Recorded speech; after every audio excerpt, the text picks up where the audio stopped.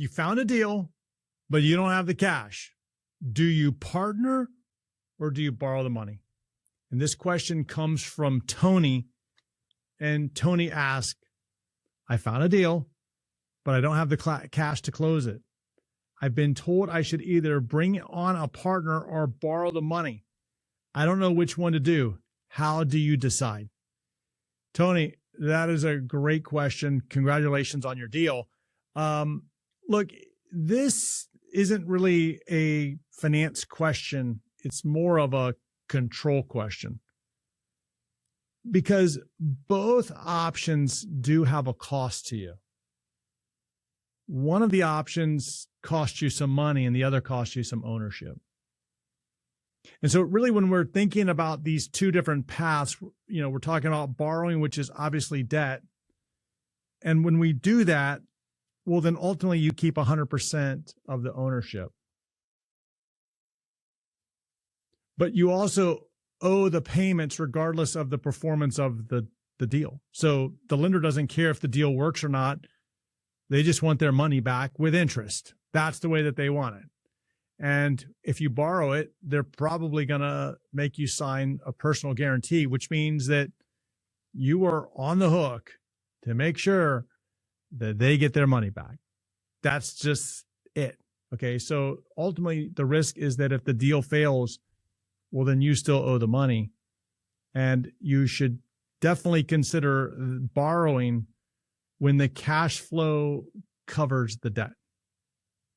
So think about that again. Let me say it again. When the cash flow covers the debt, well, then you should have the confidence in that deal. And when I have confidence in a deal, I want full control. Now, the flip side is partnering. And when we partner, we give up equity. So borrowing, we take on debt. Partnering, we give up equity, which means that you give up some of the ownership, either in your company as a whole or in that specific project or property. Okay. And when you give up ownership of it, you also give up control over it. Now, the good news is that obviously there's no payments if the deal doesn't work. So when you bring on a partner, they share with you the risk, but they also share with you the upside. And the risk that you take on here is that basically you're married to this person for better or for worse, in richer or poor, for the entire life of the deal. Okay. Like, you now have a significant other when it comes to this property. Now, when would I want to do that? Well, I would want to do that in a couple of different scenarios. Number one is where I need the expertise. Okay. When I need the expertise in something, then I want to consider a partner, because they also get to share the risk with me, but they also help me in sharing the decisions. And when I do that and I give up this stuff, I'm getting somebody who has basically the confidence and the capabilities that maybe I'm missing. So as an example, many years ago, I was actually looking at a retail development project.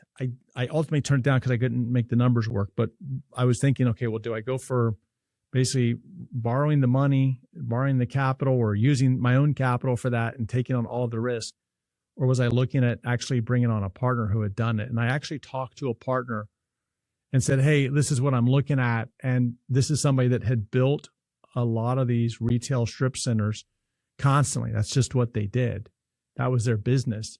And I talked to them. I showed them what I had. I had the property under kind of a due diligence period. And when we looked at it, the partner basically said, yeah, the numbers aren't going to give us what we want. So, had they given us what we wanted, it would have been great to go through that experience with a more experienced partner. But if I have all of the experience that I need, why would I bring on a partner? Now, there's other situations where you might want to. Maybe there's some upfront money or something else that changes the dynamics of that. But generally speaking, if it's just you and this is not your business, in terms of like you're just not in the business of normally bringing on all of these partners, I want to control it. I want to make sure I'm controlling that component of it. Okay. So if you don't need the expertise and you just need the cash, Well, then why would you want to share the risk and the decisions with other people?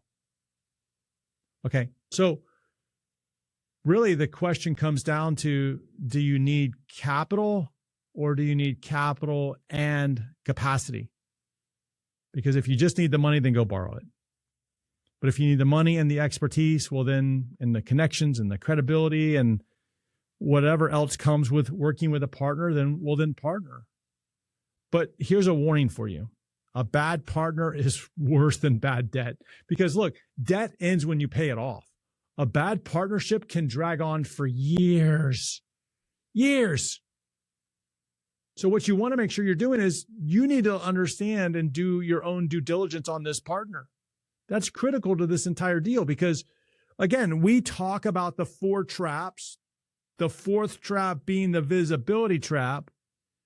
And look, if you don't know what you need and you pick the wrong option, well, then you're going to bring on a partner and you're going to have this person in your world for a very long period of time, and they may not be bringing to you any more capability, confidence, partnership in terms of like connections, etc.